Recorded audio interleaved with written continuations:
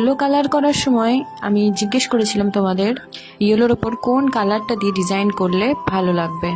তখন আমার একটা মিষ্টি ফলোয়ার নাম পপিয়া দে আমাকে সাজেস্ট করে ব্লুটা খুব ভালো লাগবে ইয়েলোর ওপর। ফলোয়ার্স যখন বলছে মেবি খারাপ হবে না, আর ট্রাই করার পর দেখলাম সত্যি খারাপ নয়। থ্যাংক ইউ মাই ফলোয়ার, অসংখ্য ধন্যবাদ আমার ভিডিওগুলোকে এত কেয়ারফুলি দেখার জন্য আর কমেন্ট করার জন্য।